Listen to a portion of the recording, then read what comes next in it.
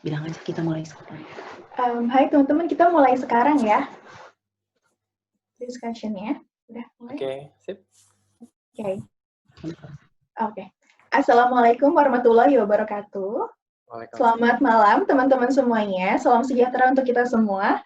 Saya ucapkan terima kasih kepada teman-teman yang mau meluangkan waktunya untuk hadir di sharing session kita pada malam hari ini, yaitu yang bertemakan aturan tentang kepabeanan. Oke. Saya rasa aturan kepabeanan ini sangat penting ya untuk kita ketahui karena memang beberapa dari kita sedang berkuliah di luar negeri dan juga mungkin ada beberapa dari kita yang akan pulang ke Indonesia.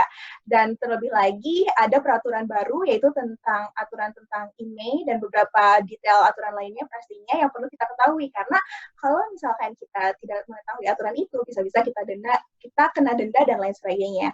Oleh karena itu malam ini kita akan membahas tentang aturan kepabeanan ini bersama dua orang narasumber yang sangat expert di bidangnya dan juga punya banyak informasi yang bisa kita ketahui, yaitu narasumber yang pertama Ibu Herma Sudarma. Beliau adalah officer gitu ya, pegawai di Bea Cukai, dan narasumber yang kedua adalah Mas Kadek Heri Priantara. Beliau juga merupakan officer atau pegawai di Bea Cukai, dan mereka pastinya akan membahas aturan tentang kepabeanan tersebut dengan spesifikasi masing-masing atau kayak detail informasi yang sedikit berbeda antara Mas atau Beli Putu dan juga Beli Kadek. Dan untuk diskusi kita malam hari ini tentu saja akan dipandu oleh saya, Eka Pratiyuta Okanti, dan nanti setiap masing-masing dari narasumber akan berbicara sekitar 20 menit. So, setelah mereka atau kedua narasumber ini membicarakan atau memaparkan materinya, akan ada juga tanya jawab yang kita lakukan. Jadi teman-teman yang hadir di sini boleh nanti mengajukan pertanyaan gitu ya. Mungkin ada sekitar 40 menit sesi tanya jawab yang akan kita lakukan. Oke, untuk sesi yang pertama ya. Sesi yang pertama ini kita akan mulai dari Mas Ibu Herma Sudarma terlebih dahulu, yaitu yang akan membahas tentang spesifik tentang aturan barang bawaan dari luar negeri sekaligus penghitungan pajak barang impor dan juga pengenalan tentang custom declaration Indonesia gitu ya. Oke, kepada Mas Putu silakan memberikan pemaparannya selama kurang lebih 20 menit. Nanti setelah itu baru kita lanjut ke Mas Kadek Heri. Silakan. Terima kasih, selamat malam, salam sejahtera buat teman-teman semua. Terima kasih moderator sudah diberikan waktu dan kesempatan untuk sharing knowledge about custom atau kepabeanan. Dan kebetulan hari ini saya ingin berbagi sedikit mengenai implementasi kepabeanan di bidang impor terkait barang bawaan penumpang. Sebelum saya mulai, saya sedikit ada video. Saya akan share screen di sini. Video ini video singkat mengenai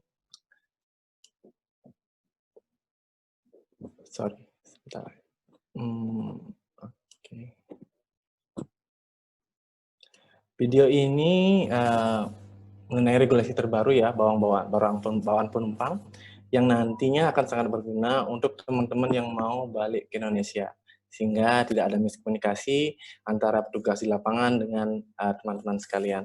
Baik, kita mulai dulu ya. Ini ada video 2 menit saja dulu sebelum saya mulai presentasi.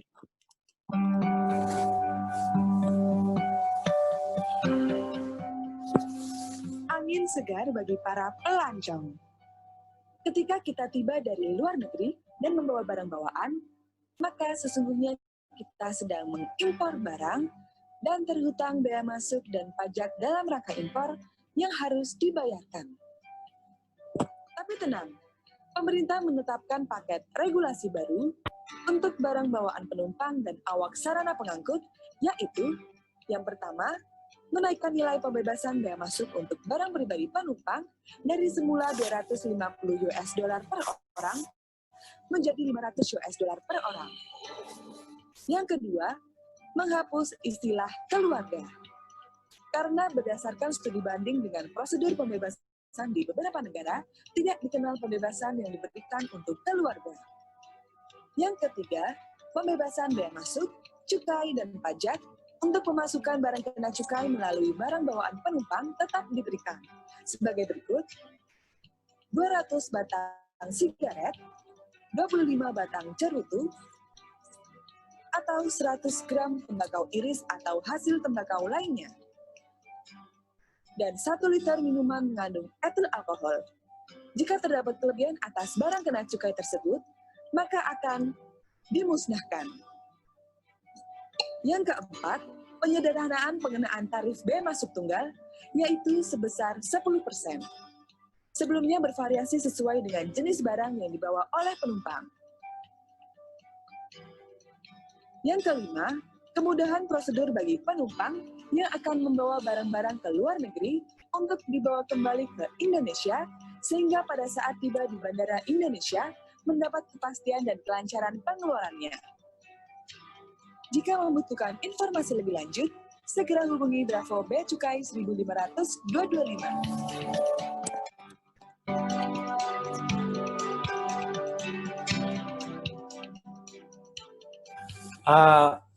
Baik, kita lanjutkan. Mungkin seperti itu ya, gambaran sedikit mengenai proses kepabeanan yang berhubungan dengan pembawaan barang penumpang sebelum kita berangkat ke Indonesia. Jadi, saya mau lanjutkan sedikit mengenai presentasi sedikit, terutama bagaimana sih prosedur sebenarnya, terus penetapan pajaknya seperti apa, penghitungannya, dan mungkin sedikit mengenai custom declaration, dan simulasi daripada penghitungan tersebut.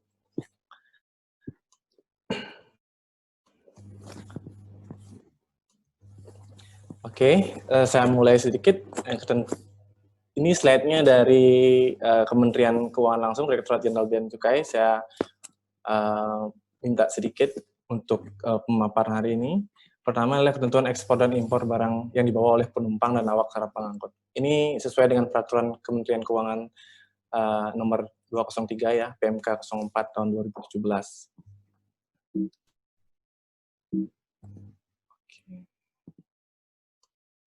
Next, jelaskan tadi bahwa barang penumpang atau awak serta pengangkut yang akan berangkat ke Indonesia dikategorikan menjadi 2 jenis, yaitu barang pribadi dan barang selain pribadi. Mungkin kita lihat kategori di sini kenapa barang pribadi dan selain barang pribadi. Jadi barang pribadi adalah barang-barang yang memang digunakan oleh orang tertentu secara wajar ya. Kita di lapangan melakukan professional judgment mengenai barang impor yang akan dibawa oleh penumpang. Jadi kita bisa identifikasi ya, barang pribadi seperti apa, dan barang selain pribadi seperti apa. Mungkin saya lihat gambar seperti ini, ada mesin atau barang-barang tertentu yang kemungkinan besar itu bukan untuk keperluan pribadi. Next, penumpang atau awak serta pengangkut akan menuju ke bandara, di bandara kedatangan di Indonesia, untuk diperiksa atau dicek oleh petugas. Di sana ada namanya formulir CD, ini bukan celana dalam atau apa ya, ini custom declaration. Custom declaration bisa berupa 2 jenis, yaitu formulir. Formulir itu yang pertama didapatkan di pesawat udara sebelum landing, biasanya diberikan oleh pramugari atau pramugara. Yang kedua itu bisa juga didapatkan pas kedatangan di bagian informasi sebelum masuk ke baggage claim biasanya.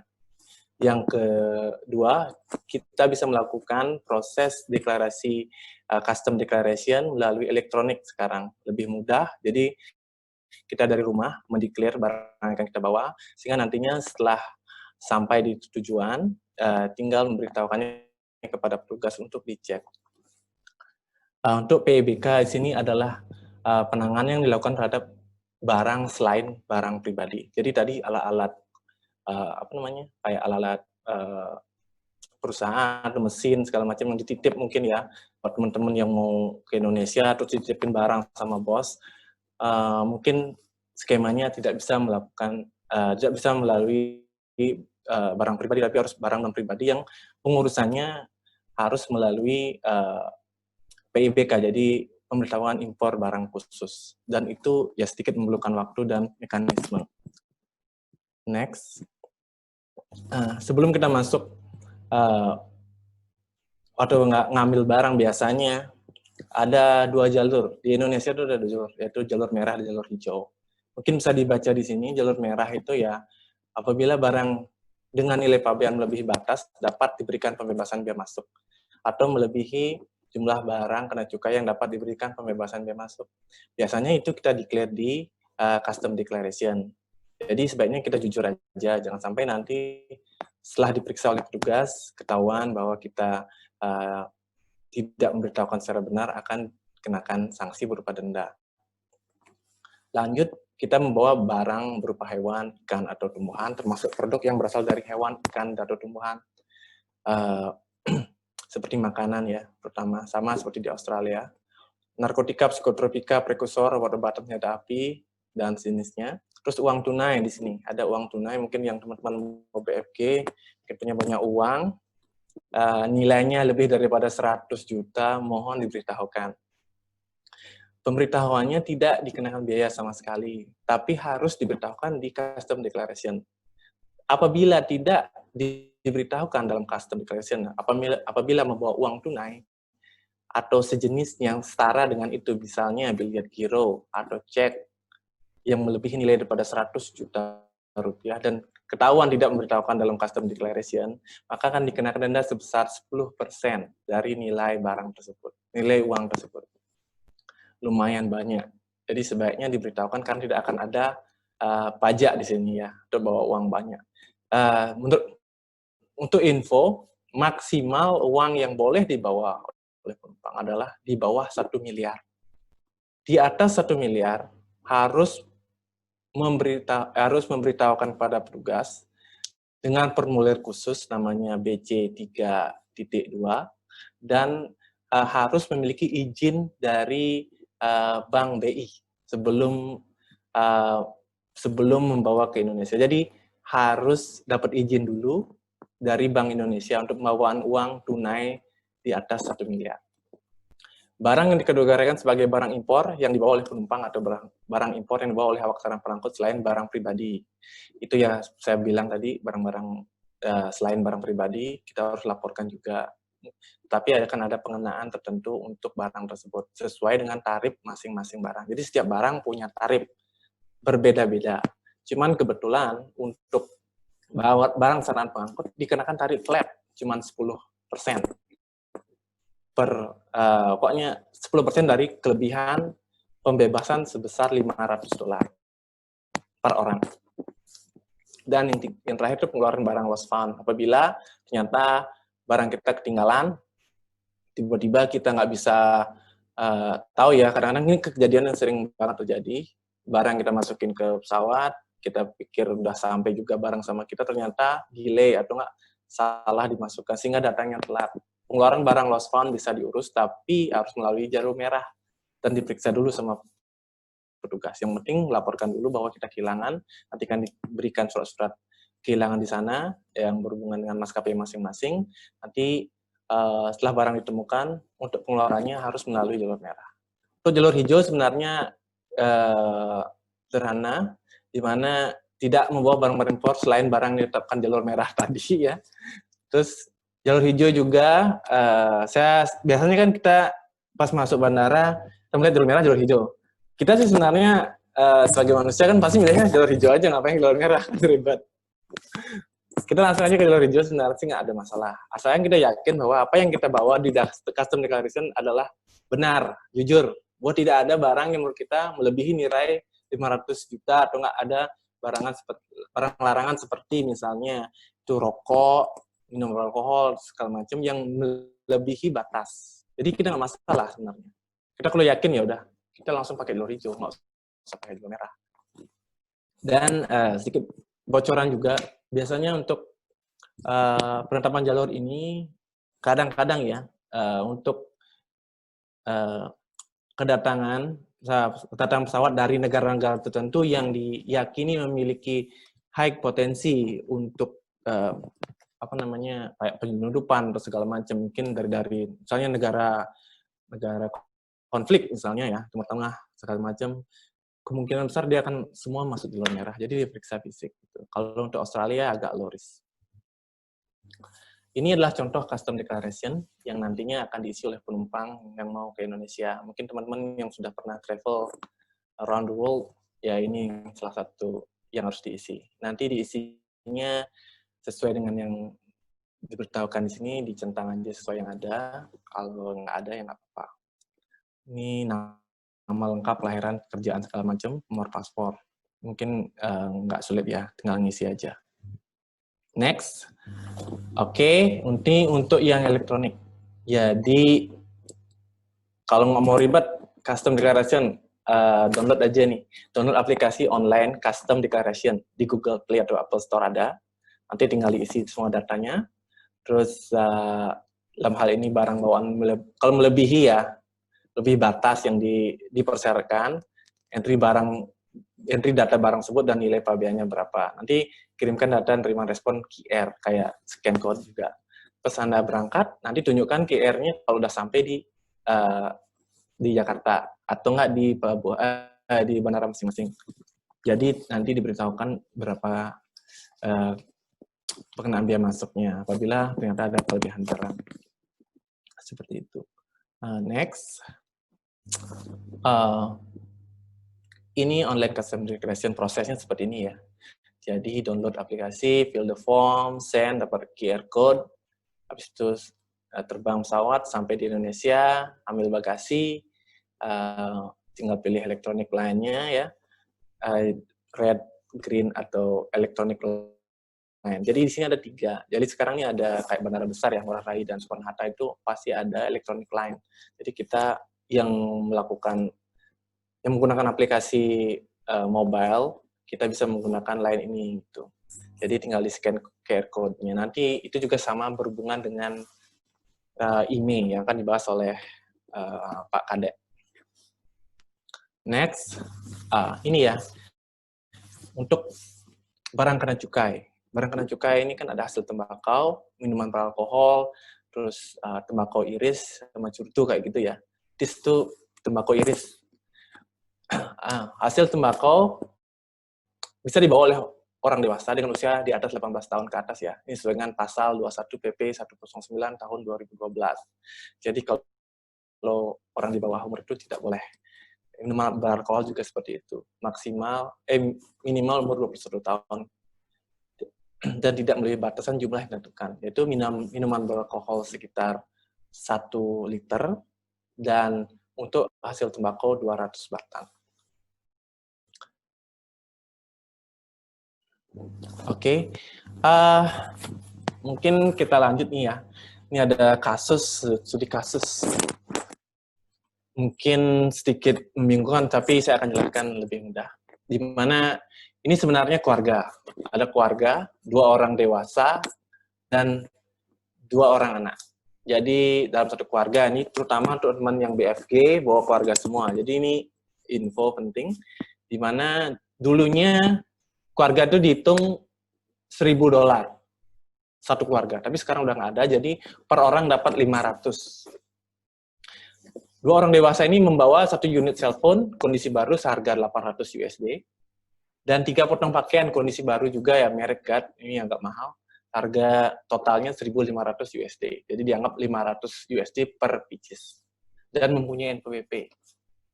Nah, jadi pas dia masuk ke customs, pas diperiksa fisiknya barangnya, ternyata banyak sekali barang-barang. Pasti bingung kan, ternyata, takutnya saya akan dikenakan. Karena kan maksimal 500 nih.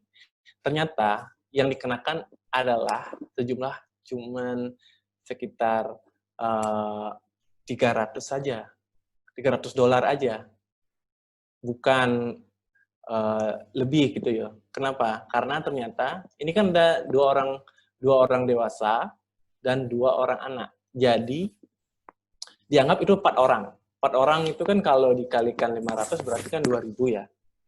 Nah, sedangkan 3 potong pakaian dianggap ya, tetap dianggap karena kalau dia dalam satu keluarga, satu kolektif ibaratnya, dia dianggap itu sudah bagian dari keluarga tersebut. Jadi FOB-nya diibaratkan satu orang itu 500, jadi 3 orang itu free, karena 1.500 bagi 3. Harga pakaian itu dibagi 3, 500 masing-masing, dianggap ke salah satu orang. Sesuai keterangan yang di bawah ya. Satu orang dewasa memiliki 1 unit cellphone, dianggap seperti itu. Satu orang dewasa memiliki 1 potong pakaian, satu anak 1 potong pakaian, satu anak 1 potong pakaian.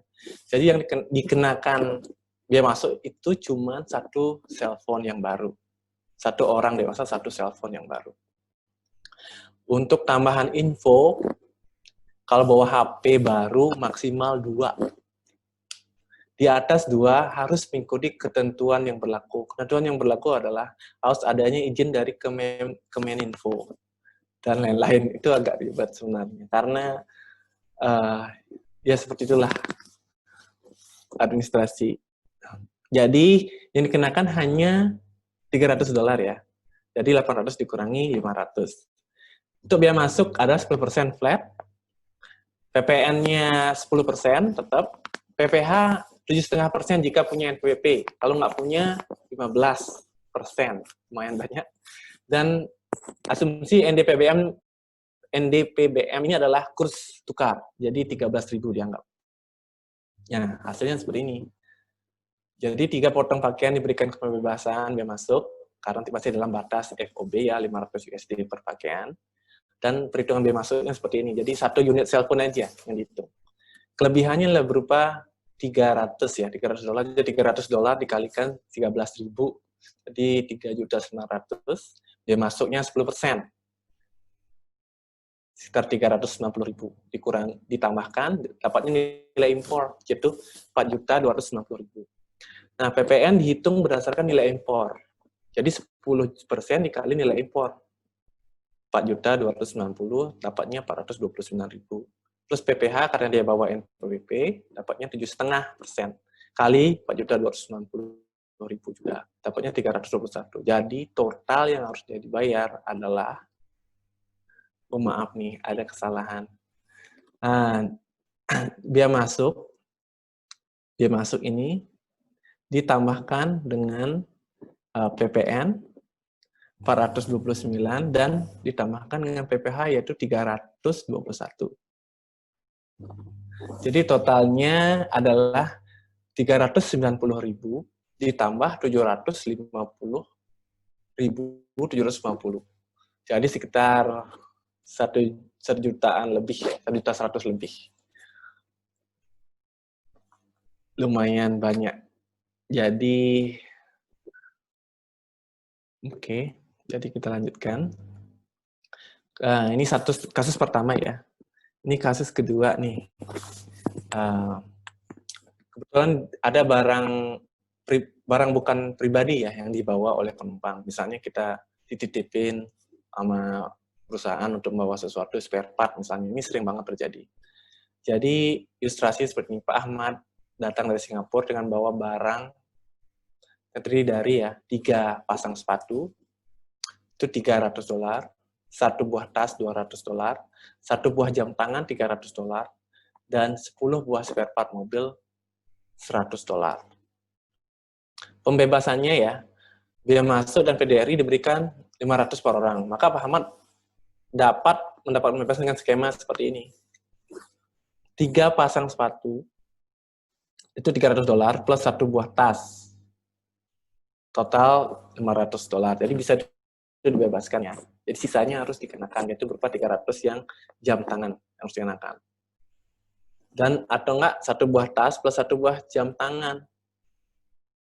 Jika bisa. Jadi yang dikenakan adalah 3 pasang sepatu doang, seharga $300. Tapi kenapa 10 spare part nggak dihitung? Karena hitungannya harus berbeda. Perhitungan untuk 10 buat spare part itu harus berubah, di mana tarif yang digunakan adalah tarif spesifik barang tersebut. Jadi barang yang berupa spare part dikenakan biaya masuk 10%. 10%, terus PPN, PPH juga, terus PPH juga. Terus dia bayar 2 kali berarti. Jadi barang pribadi dikenakan biaya masuk lain, menerapkan tarif MFN itu, jadi tarif per masing-masing barang. Terus sama dia dikenakan kelebihan atas barang yang dia bawa sebesar $300 itu. Jadi seperti itu. Next, ini ada keluarga juga ya. Andi, Santi, Anto, Saki, dan Intan. Mereka satu keluarga. Masing-masing membawa barang seperti ini. 300 dompet, sepatu, tas. Ini baru lah ya. Kita asumsinya baru. Kalau untuk barang yang emang sudah dipakai, jarang diperiksa. Jadi ini adalah biasanya tas baru, dompet baru, sepatu baru. Jadi dianggap seperti inilah skemanya. Dia belanja. Terus,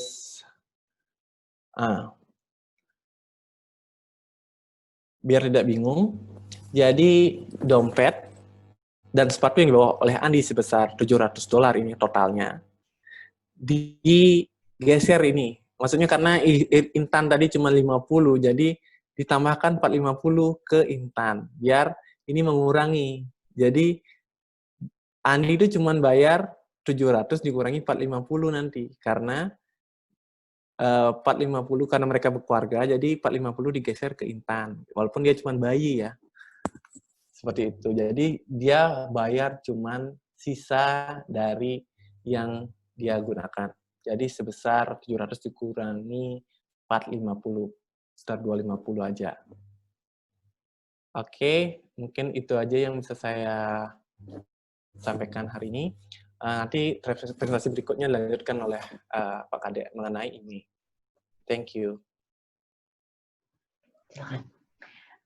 Terima kasih banyak kepada Mas Putu atas pemaparannya. Sangat fantastik meskipun mungkin ada beberapa dari kita yang masih oh my god, pusing gitu ya untuk menghitung penghitungan pajaknya tadi. Tapi mungkin nanti bisa latihan ke Mas Putu, boleh nanya-nanya gitu ya Mas ya.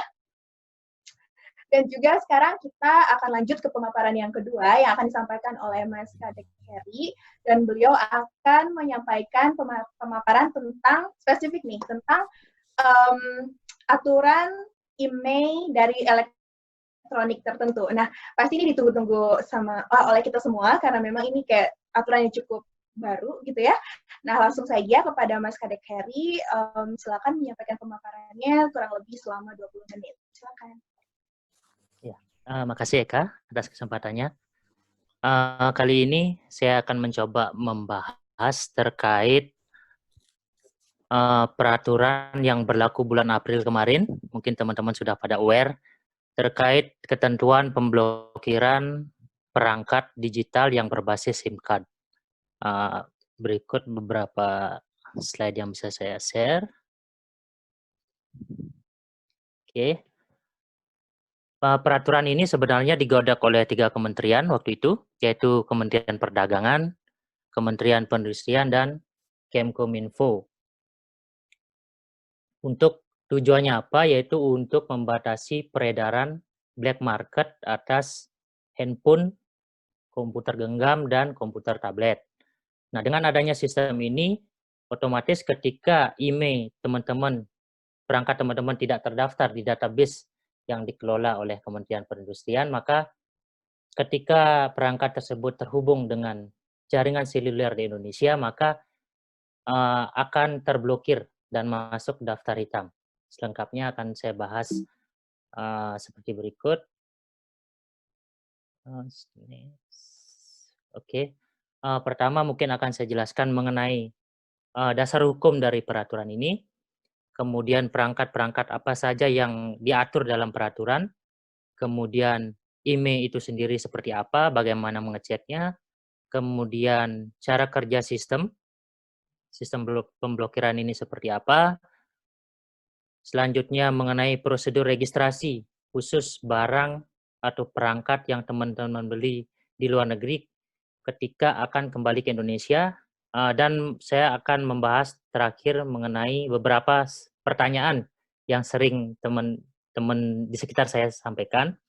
Mungkin akan saya sedikit bahas di sini. Next-nya terkait legal basis.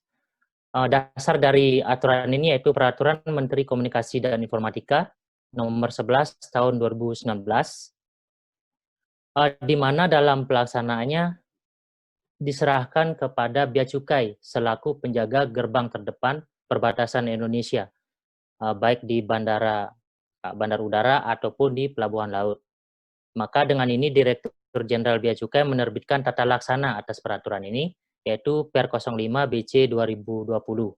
Inilah dasar dari teman-teman kami di lapangan, dari Otoritas Customs Indonesia untuk melakukan pengawasan, registrasi, dan penindakan terkait peraturan IMEI ini.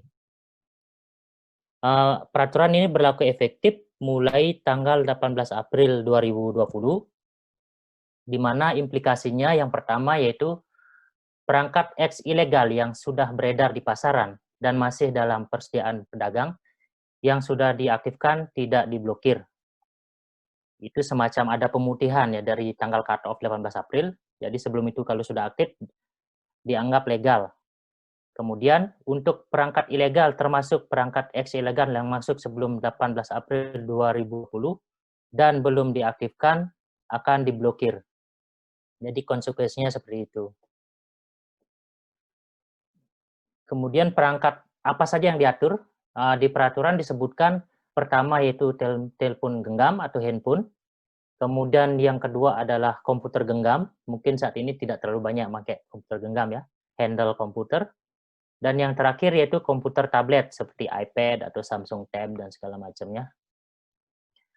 Dengan catatan perangkat ini berbasis Subscriber Identification Module atau menggunakan SIM card. Jadi perangkat yang hanya menggunakan Wi-Fi seperti iPad atau tablet yang hanya mengakses Wi-Fi tanpa ada slot SIM card tidak perlu untuk mendaftarkan ini. Jadi harus diperjelas di sini Wi-Fi only tidak perlu registrasi IMEI karena tidak akan menggunakan SIM card di Indonesia. Untuk melihat IMEI mungkin teman-teman sudah pada tahu, saya cuma mengingatkan sebenarnya bisa diakses masing-masing handphone atau tabletnya di general setting, di about nanti akan muncul IMEI. Tapi ada shortcut praktis yang bisa bekerja di sistem Android ataupun iOS, yaitu teman-teman bisa mengetik bintang pagar 06 pagar, nanti akan langsung muncul di tampilan handphone teman-teman terkait IMEI. Di sini ada IMEI. Kadang muncul IMEI 1, IMEI 2, kok ada IMEI, ada 2 IMEI di handphone saya. Nah, biasanya terkait dengan slot SIM card yang ada di handphone. Kalau misalnya mendukung dual SIM card, di sana otomatis akan muncul 2 IMEI. Untuk iPhone sendiri, walaupun slot SIM card-nya cuma 1, tapi akan muncul 2 IMEI karena iPhone terbaru yang sekarang mendukung fasilitas eSIM atau electronic SIM, jadi tetap memiliki 2 IMEI walaupun slot SIM card-nya cuma 1. Nah, 2 IMEI atau 1 IMEI tersebut, silakan teman-teman copy, cek di situs imei.kemenperin.go.id untuk mengetahui apakah IMEI handphone teman-teman sudah terdaftar atau belum, untuk memastikan. Karena seperti pernyataan dari Kemenperin bahwa setiap ponsel saat terhubung ke operator akan diperiksa oleh aplikasi DIBS, yaitu Device Identification, Registration, and Blocking System. Apabila nomor IMEI-nya terdaftar, maka proses koneksi akan berlanjut. Nggak masalah, teman-teman bisa lanjut memakai HP-nya. Tapi apabila tidak terdaftar, proses koneksi akan dihentikan alias diputus. Jadi penyedia jaringan seluler di Indonesia sudah diwajibkan untuk memutus jaringan apabila ternyata terlacak IMEI-nya tidak ada di database. Terkait database IMEI yang dikelola oleh Kementerian Perindustrian saat ini, dari mana saja input IMEI tersebut? Setelah saya baca-baca peraturan dari Kemenperin, ada 5 sumber input dari database mereka. Yang pertama yaitu dari pendaftaran produsen handphone atau perangkat dalam negeri. Setiap mereka memproduksi perangkat elektronik tersebut, mereka akan meregistrasikan IMEI atas produk yang mereka produksi. Itu yang pertama. Kemudian terkait importasi. Nah, setiap importir atau pemegang merek akan membuat list IMEI atas impor perangkat yang mereka datangkan dari luar negeri. Jadi otomatis ketika impor tersebut resmi dilakukan, maka akan terregistrasi di database. Ketiga yaitu operator dan server yang dilaporkan secara berkala oleh penyedia atau provider jaringan seluler di Indonesia. Kemudian yang keempat, nah di sini nanti akan saya bahas secara spesifik, yaitu handphone yang dibeli perorangan di luar negeri yang perlu teman-teman laporkan ketika tiba di Indonesia. Kemudian yang terakhir yaitu perangkat yang telah beredar yang tidak perlu diregistrasi, yang mana telah aktif sebelum cut off tanggal 18 April. Selanjutnya, seperti yang saya singgung bahwa peraturan ini mewajibkan semua provider jaring seluler di Indonesia, yaitu Telkomsel, XL, dan segala macamnya, untuk mengidentifikasi email dan subscriber identity ketika terkoneksi dengan jaringan mereka. Mereka secara berkala harus melaporkan email yang mereka layani, sehingga nanti akan di-cross-check dengan data CEIR yang dimiliki Kementerian Perindustrian. Sehingga muncul ada dua list. Yang pertama itu whitelist. Email teman-teman akan masuk di whitelist ketika datanya match antara email yang terlacak di provider dengan database Kemenperin. Tetapi ketika datanya tidak match, dalam artian email yang perangkat yang teman-teman pakai ternyata tidak terdaftar, maka otomatis akan dimasukkan ke blacklist, sehingga provider jaringan apapun di Indonesia akan memutus atau tidak memberikan akses kepada perangkat seluler tersebut. Di peraturan Bea Cukai sendiri ada beberapa hal spesifik yang dilakukan atau diatur untuk melakukan pendaftaran email. Namun dalam hal ini saya mungkin akan membahas satu saja yang sangat terkait dengan teman-teman di sini, terutama yang mau BFG, yaitu pendaftaran email hand carry. Hand carry ini dalam artian barang-barang yang teman-teman bawa ketika berangkat menggunakan pesawat ataupun kapal laut ke Indonesia. Seperti yang sudah Saudara Putu jelaskan tadi. Secara singkat, gambaran umumnya seperti ini. Registrasi email bisa dilakukan ketika teman-teman sudah memegang tiket pesawat. Karena di form yang disediakan, teman-teman harus mengentri nomor pesawat ataupun nomor voyage atau nomor yang ada di kapal laut. Adapun registrasi ini bisa dilakukan via mobile application ataupun melalui web beacukai.go.id. Dari registrasi tersebut nanti teman-teman akan dapat barcode yang nanti harus ditunjukkan kepada petugas bea cukai di bandara kedatangan internasional di Indonesia. Nantinya petugas akan mengecek isian form yang teman-teman sudah lakukan secara online dengan kondisi fisik barang. Di sini mungkin saya ingatkan teman-teman isi secara teliti, jangan sampai salah. Tapi kalaupun salah, nanti petugas bisa merevisi. Kalau ternyata setelah dicek mungkin terkait jenisnya atau mereknya mungkin salah input, nanti bisa disesuaikan di lapangan. Terkait HP baru, seperti yang dijelaskan tadi, tentu ada kewajiban perpajakan. Registrasi bisa dilayani ketika teman-teman sudah melakukan pelunasan atas bea masuk dan pajak-pajak atas perangkat baru tersebut. Dan nanti setelah di-scan ke registrasi, datanya akan disampaikan ke Kemkominfo dan Kemenperin sebagai pengelola database email.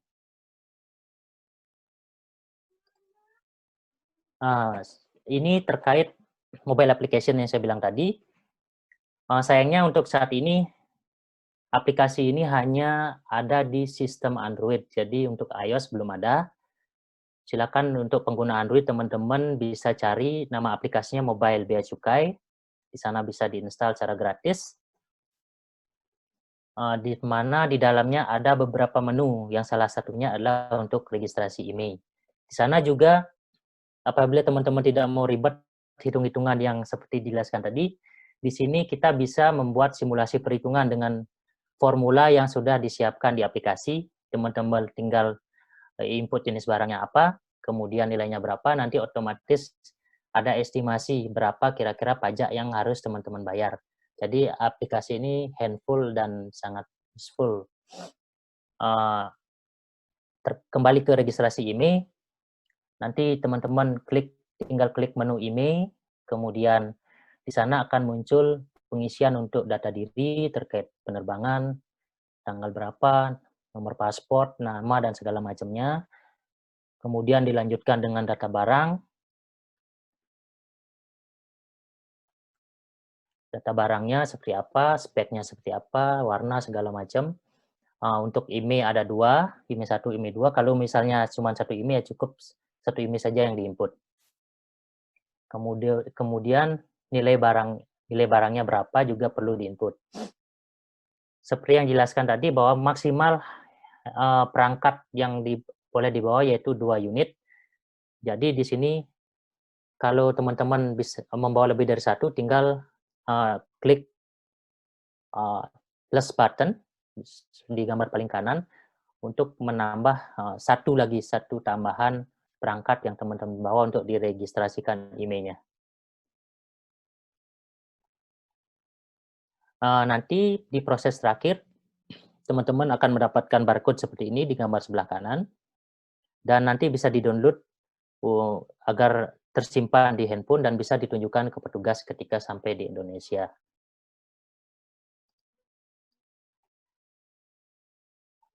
Terkait karena situasi COVID, setelah saya konfirmasi ke teman-teman, mungkin prosesnya akan sedikit berbeda dan jumlah petugas di lapangan pun tidak akan sebanyak seperti biasanya. Di mana pada saat penyerahan custom declaration, mungkin akan disediakan box dan teman-teman di sana memasukkan secara mandiri. Kalau teman-teman membawa dan ingin meregistrasikan IMEI-nya, harap hubungi atau beritahu petugas bea cukai dengan seragam biru dongker seperti petugas imigrasi atau custom di Australia, persis seragamnya seperti itu. Minta bahwa teman-teman ingin registrasi IMEI seperti itu. Karena situasi COVID ini, jadi prosedurnya juga saya tidak tahu pasti bagaimana di lapangan, tapi perlu proaktif dari teman-teman untuk mencari ketika memang ingin meregistrasikan perangkatnya. Kemudian prosedur kedua, terutama bagi yang pengguna non-Android, bisa meregistrasikan via website, yaitu beacukai.go.id. Nanti teman-teman bisa scroll down, kira-kira tampilan terbawah seperti ini, seperti di gambar. Nanti klik registrasi IMEI. Yang muncul sebenarnya sama saja, data isiannya sama seperti yang di aplikasi Android, data diri dan data barang. Tinggal teman-teman isi. Kemudian list data barangnya cuma disediakan 2 karena memang 2 yang diizinkan untuk barang bawaan penumpang. Kalau lebih dari itu menggunakan mekanisme lain seperti yang bilang Saudara Putu tadi.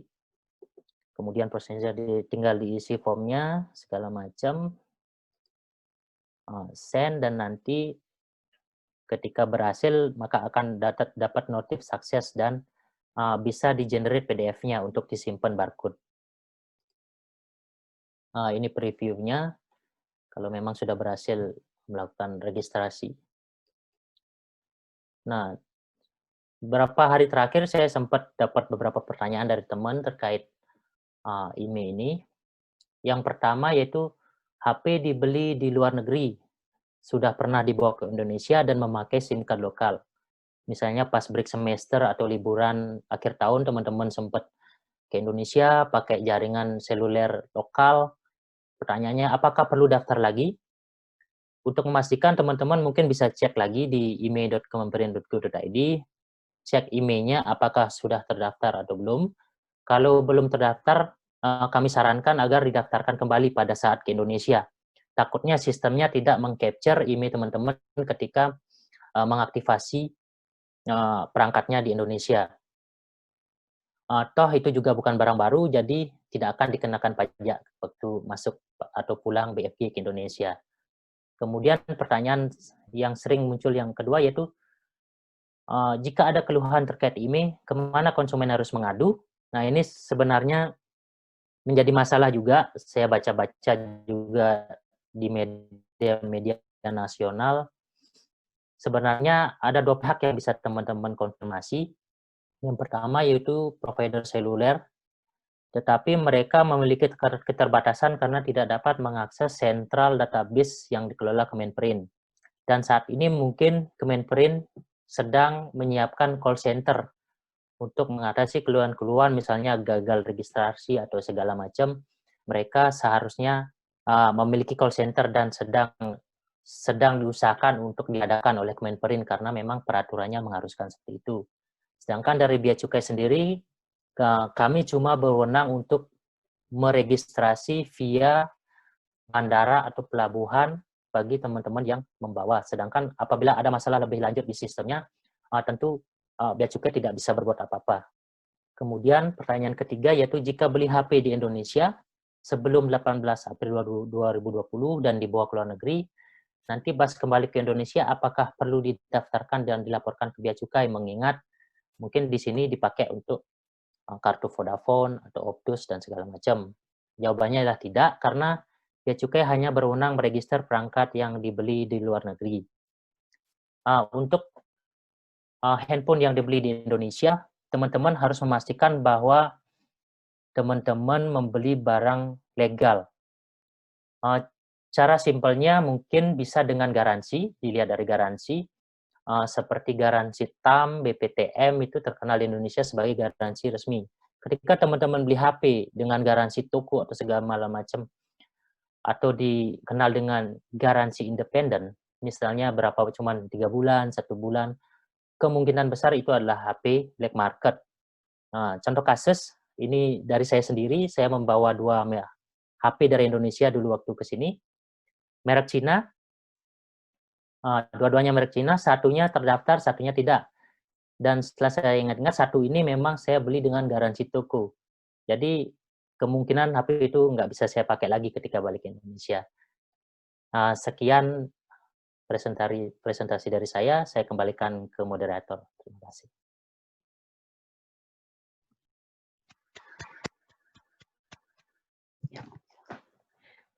Terima kasih banyak kepada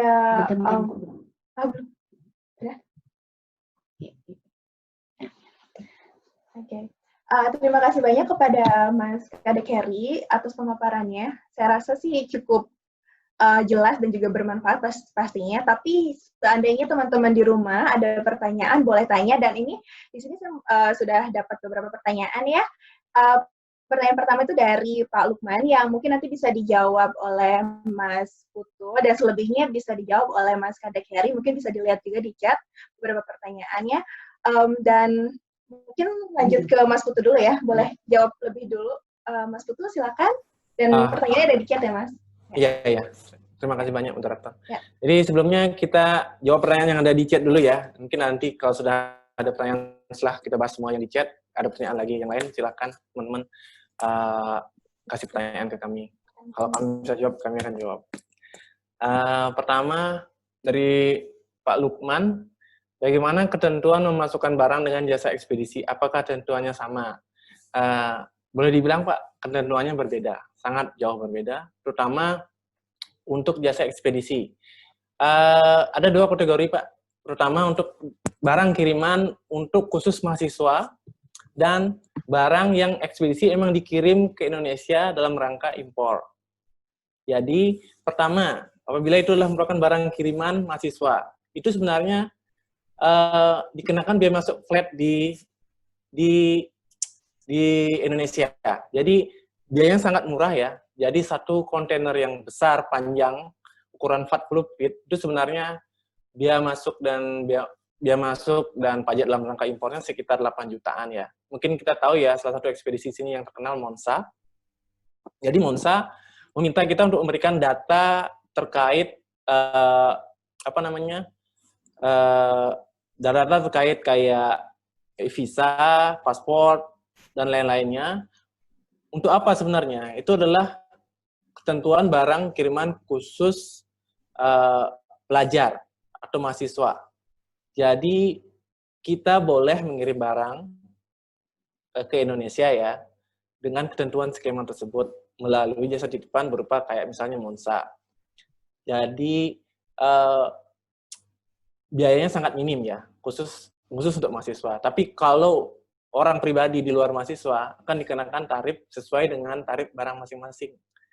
Dan yang jadi masalah adalah apabila barang-barang tersebut barang baru yang dianggap adalah barang untuk diperdagangkan, misalnya seperti itu.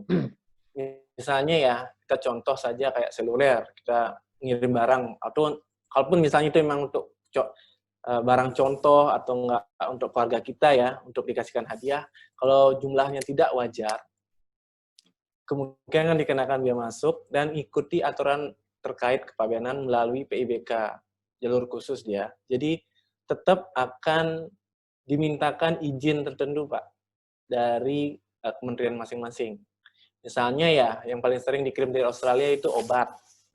Obat, kalau masih dalam batas yang wajar untuk keperluan pribadi, akan dibebaskan. Cuman, kalau untuk mengirim obat atau enggak vitamin dalam jumlah yang banyak, gitu, tidak wajar, harus ada izin dari BP POM. Dan itu ya agak lama proses pengurusannya. Apabila barangnya tertahan karena proses pengurusan, biaya penimbunan di gudang akan sangat besar, jauh daripada harga barang. Kalau saya sarankan, sebaiknya kalau memang Pak Lukman inilah seorang mahasiswa, saya yakin tidak masalah. Mengirimkan obat dalam jumlah yang wajar tidak ada masalah. Karena nanti untuk biaya, pajak, dan lain-lainnya ditanggung oleh si ekspedisi ini, seperti Monsa misalnya. Mungkin seperti itu. Karena jalurnya berbeda antara barang bawaan dengan dengan ekspedisi. Tapi kalau misalnya Bapak mau hemat, Bapak mau bawa sendiri barangnya, misalnya nih saya bawa vitamin banyak nih 10 kardus gitu. Tapi Bapak bawa sendiri melalui bandara, itu tidak akan dikenakan izin, Pak. Jadi Bapak tinggal nanti bayar biaya masuknya semua, karena di sana akan dikenakan biaya masuk langsung. Otomatis di bandara itu akan ditentukan berapa yang Bapak harus bayar, tanpa harus melalui prosedur izin tertentu yang memerlukan waktu. Mungkin seperti itu singkatnya. Terima kasih. Terima kasih kepada Mas Putu atas jawabannya, dan ada beberapa pertanyaan lainnya yang nanti akan dijawab oleh Mas Kadek Heri ya, sisa dari chat tadi, pertanyaan lewat chat, tapi just in case, atau misalnya kalian mau tanya lagi, atau ada pertanyaan lainnya juga boleh dengan cara kasih reaction ya, kasih thumbs up, atau enggak tepuk tangan, clap your hands, oke? Pakai reaction seperti itu. Oke, sekarang ke Mas Kadek, boleh dijawab pertanyaan-pertanyaan di chat, Mas? Iya. It's 8 o'clock. Pertanyaan selanjutnya, iPad bekas yang saya beli apakah akan dikenakan bea cukai? iPad-nya WiFi seluler. Ini pertanyaan dari Mas Amrullah.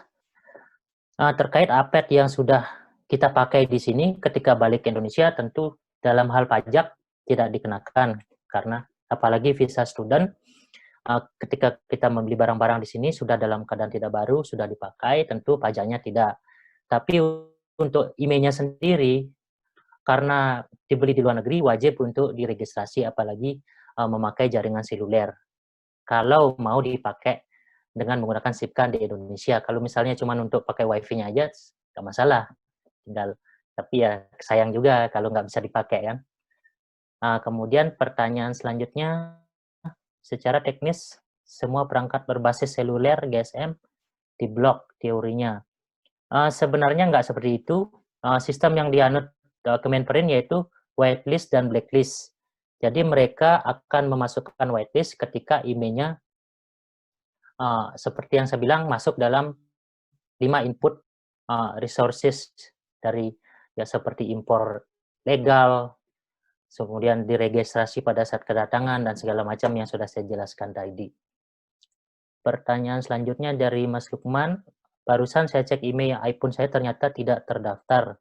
Padahal dulu dibeli di Indonesia, apa yang harus dilakukan? Nah, terkait karena dulu dibeli di Indonesia, jadi pertama tidak wajib dan tidak bisa diregistrasi melalui bandara kedatangan Indonesia karena ibaratnya barang lokal, bukan barang yang dibeli di luar negeri. Kemudian perlu dicek lagi dulu pas beli garansinya resmi atau tidak, karena seperti kita tahu banyak juga beredar black market untuk iPhone di Indonesia. Untuk itulah kenapa aturan ini ditetapkan oleh pemerintah. Kalau misal di iBox, setahu saya itu adalah distributor resmi dari iPhone. Jadi untuk case seperti ini, saya juga nggak bisa jawab karena Bea Cukai juga kewenangannya terbatas registrasi untuk barang-barang yang datang dari luar negeri, yang dibeli di luar negeri. Mungkin nanti bisa seperti 2 opsi yang saya bilang, ke provider selulernya, konfirmasi bagaimana solusinya, karena untuk call center-nya sendiri belum terbentuk dari Kemenperin. Sementara itu mungkin yang bisa saya jawab dari pertanyaan tersebut. Kemudian dari Safriati, maaf mungkin ada yang terlewatkan tadi, yang harus melapor ke petugas imigrasi di bandara untuk registrasi IMEI. IMEI itu khusus iPhone. Ralat sedikit, bukan petugas imigrasi, tapi Bea Cukai. Untuk imigrasi itu cuman ngurus masalah paspor. Beda dengan Australia, custom dan imigrasi jadi satu institusi, sedangkan di Indonesia adalah 2 institusi yang berbeda. Jadi IMEI itu petugasnya adalah Bea Cukai yang menangani. Untuk registrasi apakah khusus iPhone? Tidak, itu seperti yang saya bilang, itu untuk semua perangkat telepon, komputer genggam, dan tablet yang menggunakan SIM card. Jadi tidak hanya terbatas pada merek tertentu, tapi jenisnya, jenis gadgetnya. Kemudian pertanyaan Pixel 3, ini semua pertanyaannya. Kalau pengalaman Bapak, saya IMEI nggak terdaftar, tapi selama udah pernah aktif di Indonesia sebelum tanggal cut off, nyala aja sampai sekarang. Nah, mungkin logikanya ya dari implikasi kebijakan yang saya sebut tentang cut off tadi, kemungkinan karena nggak terdaftar, kemungkinan itu barang black market, tetapi karena aktif sebelum 18, jadi diputihkan, masih bisa dipakai, sesuai yang disebutkan di peraturan tadi. Jadi nggak masalah.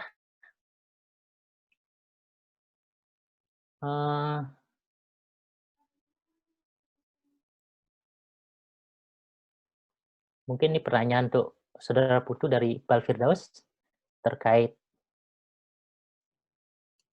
Oke, baik. Kebetulan ada pertanyaan lagi ya dari Pak Iqbal Firdaus nih.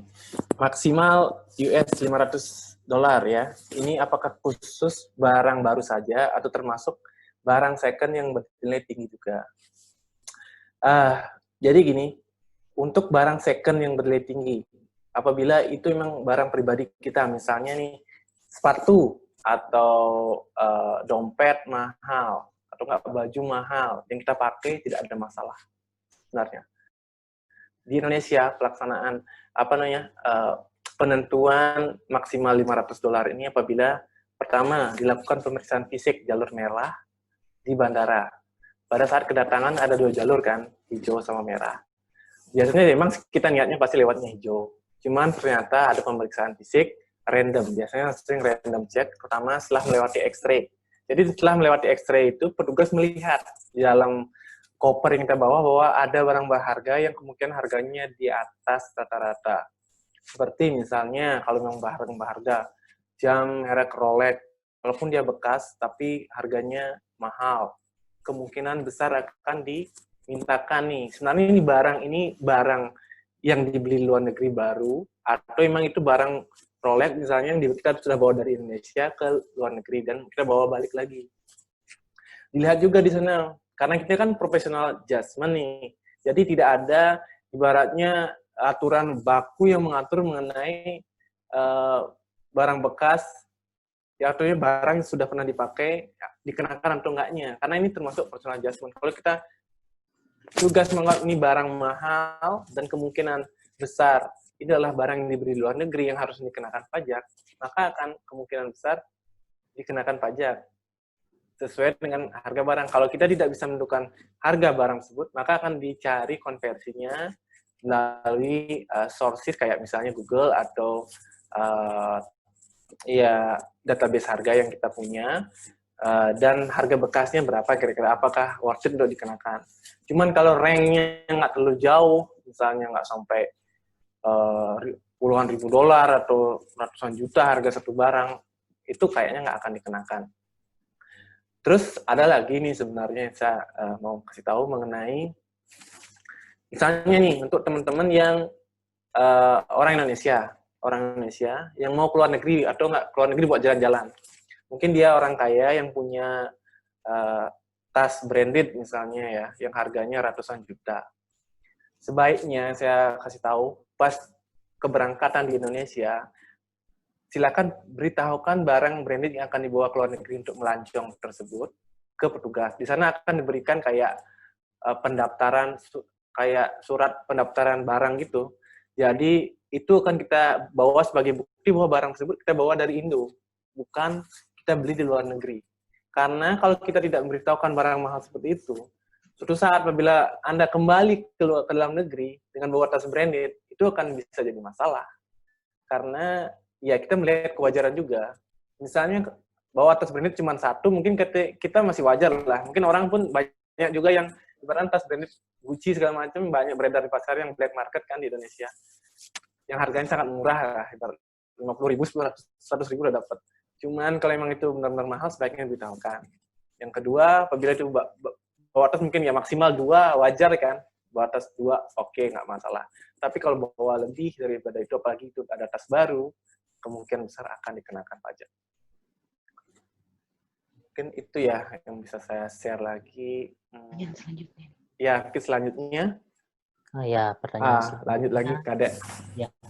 Dari Muhammad Komarudin, apakah ada biaya untuk registrasi MIC? Kalau ada, berapa? Untuk registrasinya sendiri itu free, tidak ada biaya. Tapi kembali kalau itu barang baru dan melebihi batas 500 USD, maka ada ketentuan pembayaran pajak. Cuman itu aja. Kemudian pertanyaan selanjutnya, Muhammad Iqbal, apakah benar kalau kita aktifkan roaming paket nomor Indonesia di Australia, HP yang kita beli otomatis akan terregistrasi? Nah, saya sarankan untuk case ini ya langsung cek aja ke ime.kemenperin.go.id. Kalau misalnya tidak, nanti jangan lupa pada saat ke Indonesia tetap registrasi. Karena saya juga tidak tahu untuk case ini apakah otomatis atau enggak, tapi untuk pastinya langsung cek saja ke situs Kemenperin. Selanjutnya Mika Lestari, itu mungkin Putu Herma bisa jawab terkait nilai barang. Oke.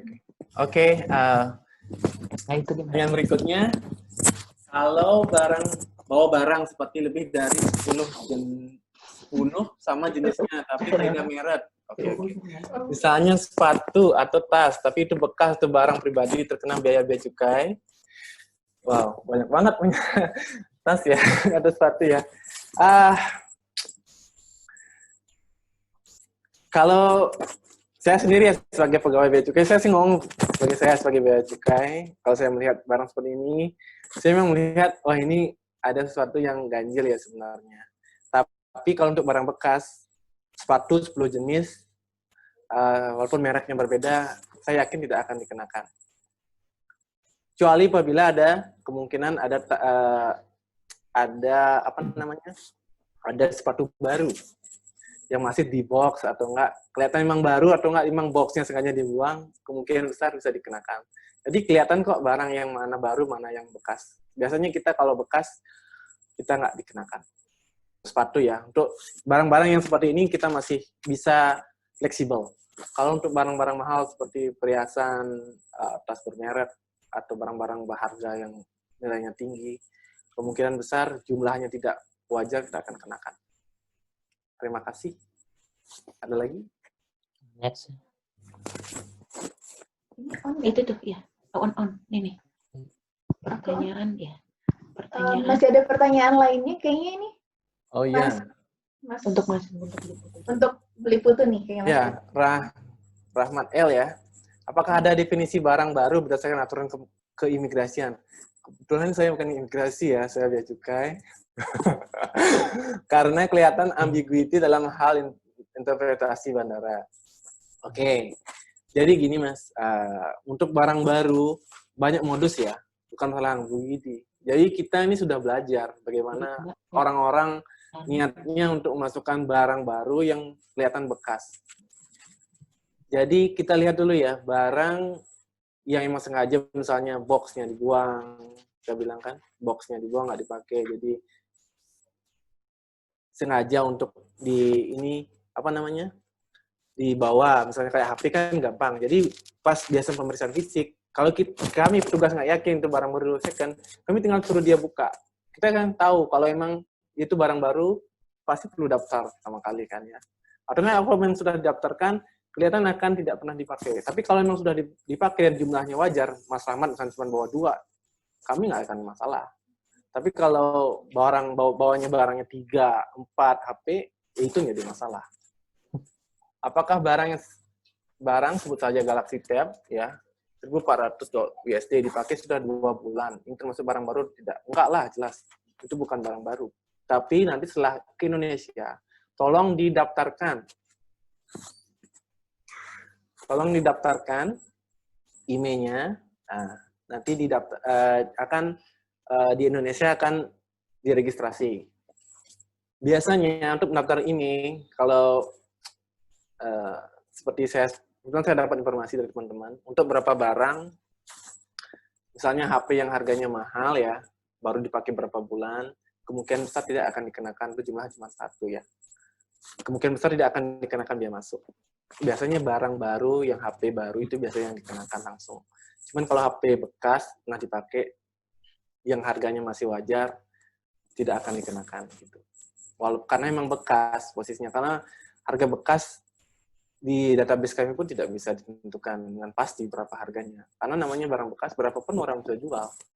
Kecuali Mas memang rajin atau nggak jujur ya untuk negara, kiranya Mas beli berapa, diberitahukan aja. Kalau memang harus bayar biaya masuk sedikit, ya itulah pengabdian Mas untuk negara. Saya beli drone $700, oke, 3 bulan sebelum pulang, namun hanya dipakai 2 kali, apakah ini masuk kategori baru? Kalau udah pernah dipakai sih enggak, Mas. Dan saya pikir ya, kalau Mas bawa Galaxy Tab, terus bawa drone, terus bawa barang lain yang harganya luar biasa nih, saya lihat juga ya, 1.400 sama 700, sekitar 2.100, jauh banget, kemungkinan besar akan dikenakan Mas, kalau jumlah barangnya seperti ini. Walaupun itu barang sudah pernah dipakai. Tapi kalau harganya Mas bawa barang yang banyak atau tidak wajar, untuk mereka bisa dikenakan pastinya. Itu saya bilang professional adjustment ya. agak susah mungkin Harry kalau ada ini. Ya, mungkin menambahkan sedikit. Jadi petugas di lapangan itu di Indonesia untuk penegakan hukum kita menggunakan sistem possessor analysis. Jadi ketika suatu modus terjadi, kita kecenderungan akan belajar dari modus untuk penindakan selanjutnya. Misal seperti tadi yang dijelaskan, ketika kita menemukan bahwa barang baru dimasukkan seolah-olah bekas, modusnya seperti apa itu tentu menjadi pembelajaran kepada petugas untuk selanjutnya ke depan tidak kecolongan seperti itu lagi. Makanya di sini perlu kehati-hatian, pengalaman teman-teman di lapangan juga.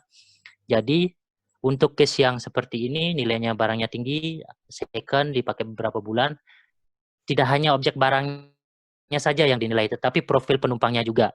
Misalnya, apabila orang Indonesia bolak-balik ke luar negeri, cuma pakai visa visitor, walaupun barangnya sudah dipakai 2 bulan, tetap akan dikenakan karena dia visitors. Jadi dia sengaja ke luar negeri, beli barang baru dipakai sebulan 2 bulan tapi nilainya masih tinggi. Ketika ke Indonesia kemungkinan besar petugas saya yakin akan mengenakan. Tapi misalnya ketika visanya student, kemudian dia baru kepikiran beli barang pas mau pulang nih 2 bulan atau 3 bulan sebelum pulang sudah dipakai, tentu pertimbangannya berbeda di lapangan seperti apa. Jadi seperti itu. Hal ini untuk meminimalisir modus-modus pihak-pihak yang memanfaatkan celah ini untuk menghindari pajak atau pengenaan pajak di Indonesia. Jadi seperti itu. Jadi kembali ke professional judgment petugas di lapangan. Seperti itu.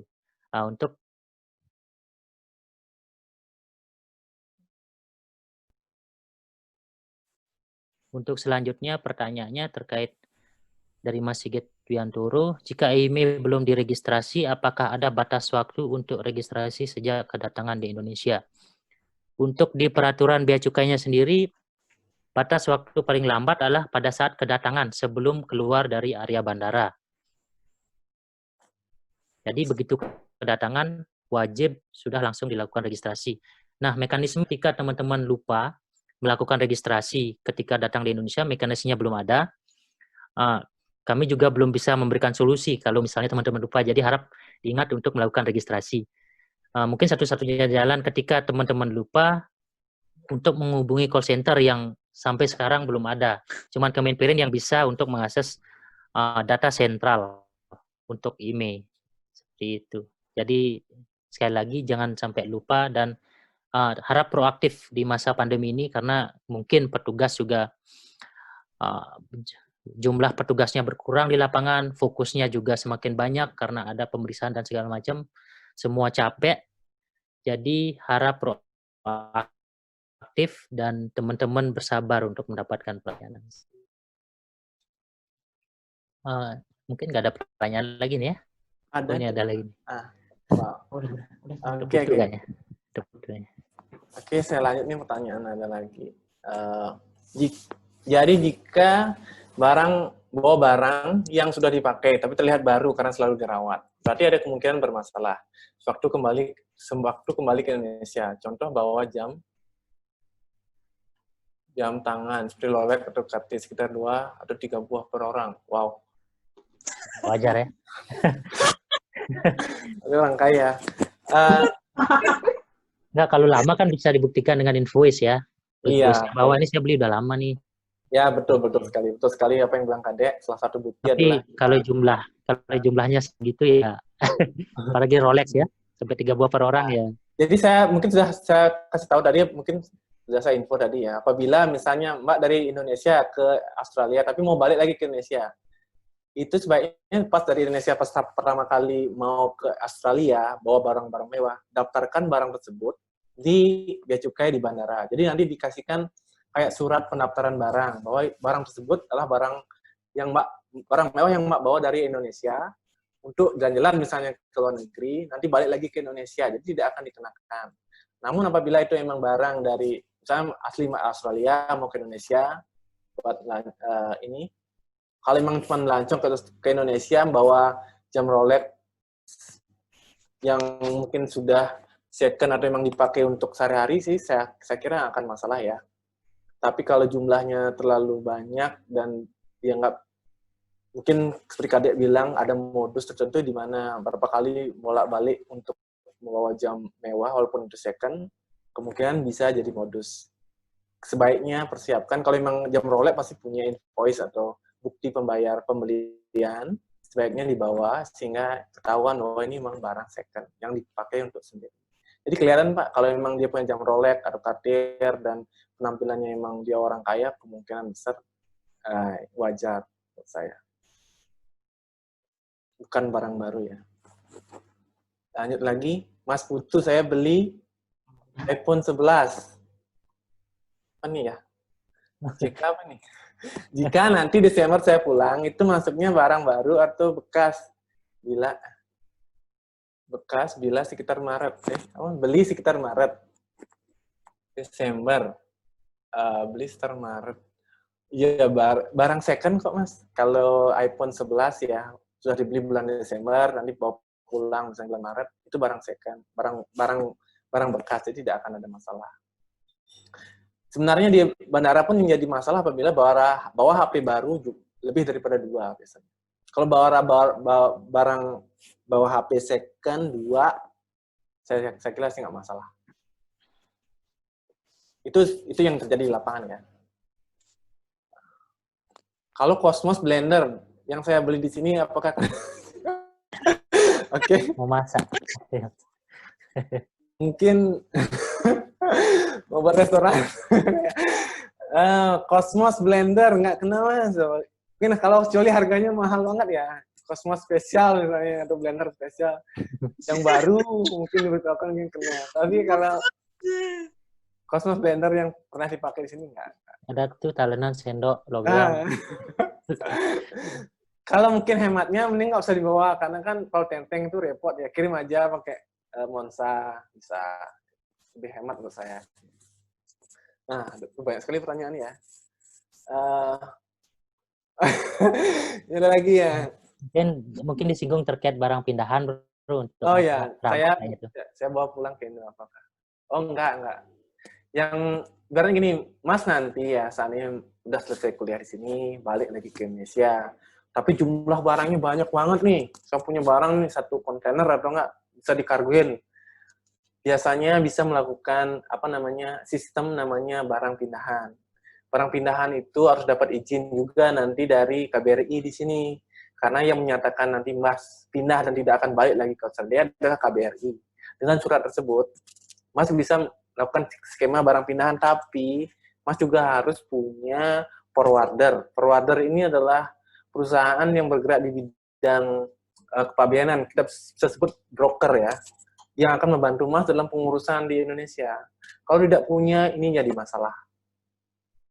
Jadi ada biaya jasanya otomatis untuk penyewaan kontainer, demo rate, freight itu kayak ya biaya sampai barang Mas sampai di Indonesia, ada insuran dan lain-lain yang akan dibayar. Nah, sebaiknya kalau punya banyak barang, dicicil aja dikirim melalui ekspedisi, karena kita sebagai mahasiswa di sini punya kayak fasilitas dapat pembebasan, itu saya bilang. Sebenarnya kita dapat pembebasan dari pemerintah untuk mengirimkan barang ke Indonesia. Misalnya melalui Monza itu, karena kenapa kita bayar cuma sedikit, karena memang di sana pun Monzanya cuma dikenakan biaya administrasi doang, gitu. Walaupun banyak barangnya. Ya, mungkin untuk ini, Bro, mengingatkan siapa yang berhak untuk mendapatkan pembebasan terkait barang pindahan. Jadi itu untuk teman-teman yang akan berangkat 3 bulan atau sebelum atau setelah keberangkatan ke Indonesia baru bisa mengirim dan mendapatkan fasilitas pembebasan. Buktinya itu berupa kartu selesai studi, tiket berangkat, dan segala macam. Seperti yang disiarkan oleh Monza, itu sudah lengkap. Mengingatkan aja. Jadi kita baru sampai di sini, baru beberapa bulan, ngirim barang secara periodik, sebenarnya itu nggak boleh. Kita nggak boleh melakukan itu, kita tidak dapat memperoleh pembebasan untuk barang pindahan apabila teman-teman baru datang di sini. Ya, jadi itu bisa jadi modus untuk mengirim barang bekas dan dijual di Indonesia ataupun barang baru. Dan untuk student sendiri sebenarnya nggak perlu surat ini, cukup ke surat selesai studi juga bisa sebenarnya dari kedubes. Bentar ya. Oh iya, ini mau di-cut sebentar ya para narasumber karena ini ada yang raise hand. Siapa tadi namanya? Pak Dani Suarez atau Mas Dani Suarez, silakan, mungkin ada pertanyaan langsung, boleh? Pak Dani Suarez. Iya, itu langsung kayak raise hand gitu. Oh, oke. Enggak ada, Mas. Oh, udah nggak ada. Oke, bisa dilanjut berarti Mas Kadek atau Mas Putu, kalau ada masih pertanyaan yang bisa dijawab, dikit. Sampai mana tadi? Iya, ini sekarang dari Seville Jane ya. Kalau misalnya barangnya hadiah, jadi tidak punya invoice untuk menunjukkan kalau barangnya sudah 6 bulan lebih. Apa ini bisa disebutkan sebagai modus? Padahal bukan. Kalau menurut saya tidak akan dijadikan modus, Mak. Tapi pertama, apa itu barang? Itu barang pernah Mak pakai segala macam. Saya yakin kalau jumlahnya enggak jumlahnya wajar lah, mohon maaf. Kalau jumlahnya wajar, nggak akan ada masalah. Seperti itu. Lanjut, apakah petugas BC standby 7x24 jam di bandara? Yes. Terutama untuk bandara besar, semuanya 24/7. Terus karena penerbangan ini bisa pada waktu weekend, tetap ada petugas, tenang aja, no worry. Lanjut, apakah petugas BC yang bertugas dalam register ini juga standby pada malam hari? Yes. Kebetulan saya akan, ya aman, pokoknya tenang aja. Kami di Indonesia walaupun dalam COVID tetap bekerja untuk melayani masyarakat.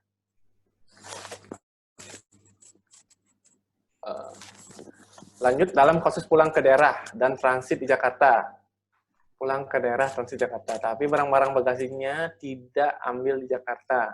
Apa pengecekan IMEI sama petugas bea cukai Jakarta atau di daerah? Di daerah, Mbak. Jadi sekarang di daerah untuk bandara-bandara internasional sudah ada petugas masing-masing. Jadi tidak akan dicek di Jakarta. Jadi no worry. Nanti kan diceknya langsung di bandara terakhir. Oke, lanjut. Apakah pembebasan yang mahasiswa melalui Monsa hanya terbatas untuk barang bekas itu sudah dipakai atau boleh untuk barang baru yang kebutuhan pribadi sendiri? Oke, Mas Komar. Jadi gini Mas sebenarnya. Jadi kemarin ada kasus yang mungkin sudah pernah dengar Monsa di mana barang yang dikirim oleh mahasiswa yang mau BFG ke Indonesia adalah barang baru dalam jumlah yang tidak wajar. Itu yang jadi masalah. Jadi dalam jumlah tidak wajar itu adalah disebutkan bahwa ada 8 karton tas baru. Jadi kan buat apa tuh mahasiswa punya tas baru 8 karton kalau nggak mau dijual atau nggak emang itu just tip. Sekarang jujur just tip, pengiriman just tip harus sudah dikenakan pajak. Pajak e-commerce namanya. Sudah terrealisasi sekarang. Jadi kita di Bea Cukai dan Kementerian Keuangan bekerja sama dengan pemerintah mengurangi modus-modus seperti ini. Jadi sebenarnya just tip tetap akan dikenakan pajak untuk sekarang. Jadi itulah skemanya. Nanti walaupun Mas kirim misalnya beli barang di luar negeri ke Indonesia, dulunya nggak kena bea masuk, sekarang tetap masuk bakal mungkin kena. Gitu. Terus apa ya?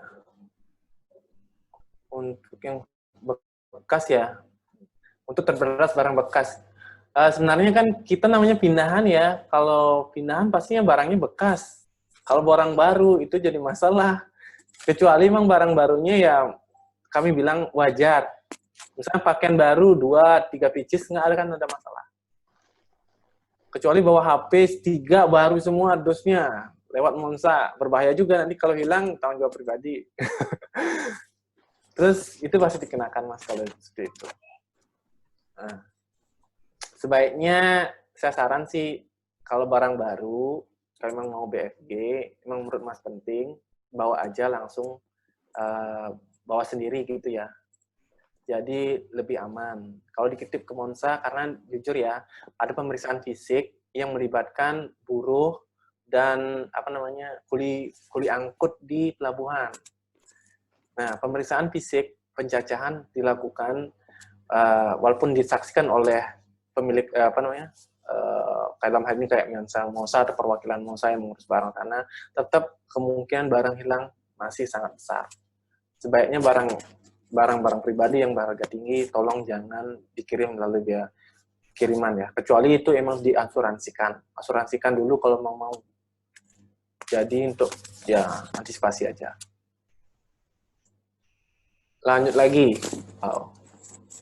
Makasih ya teman-teman sudah banyak berpartisipasi.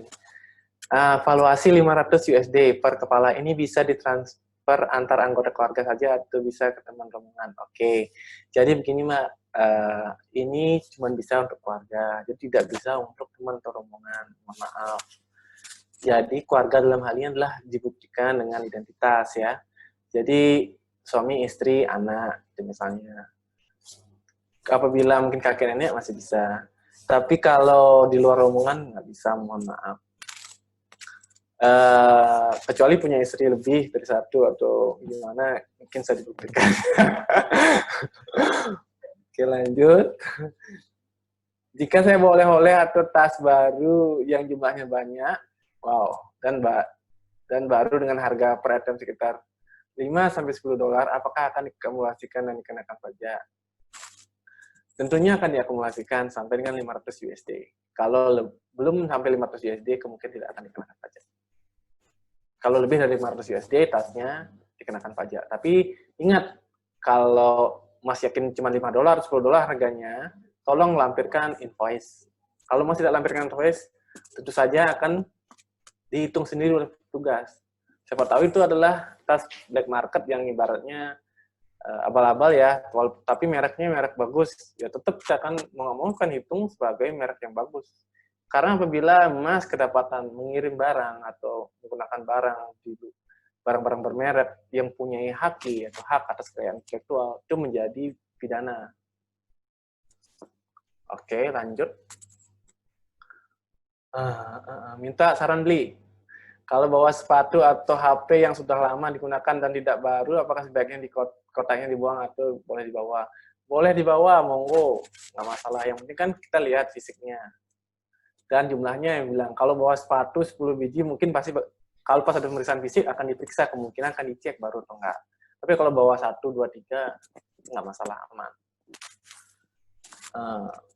Terima kasih PPA, oke. Terima kasih juga ya buat teman-teman semua. Kalau ada yang perlu ditanyakan nanti maksudnya bisa langsung nanyakan ke grup PPA Flinders atau enggak mungkin bisa di DM ya. Mungkin moderator yang lebih tahu. Terima kasih sebelumnya. Mungkin kalau ada pertanyaan lagi silakan kalau ada waktu ya. Waktunya gimana? Moderator? Masih ada. Enggak udah. Terima kasih Mas Putu dan Mas Kadek Heri yang udah sharing-sharing dan menjawab pertanyaan-pertanyaan dari para audiens yang kayaknya excited banget nanya tentang masalah bea cukai dan sejenisnya gitu ya.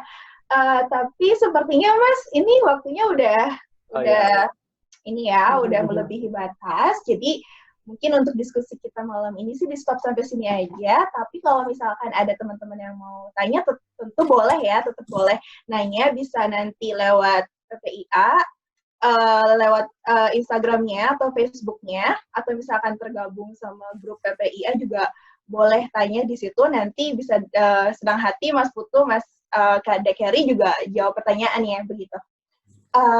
Gitu aja kali ya. Oke, untuk diskusi kita malam hari ini, saya rasa sampai di sini saja, dan terima kasih banyak kepada Mas Kadek dan Mas Putu yang udah mau sharing dan membagikan ilmunya dan pengetahuannya, informasinya ke kita semua. Pastinya sangat bermanfaat sekali, dan tadi ada banyak informasi dan spesifik detail tentang IMEI dan aturan-aturan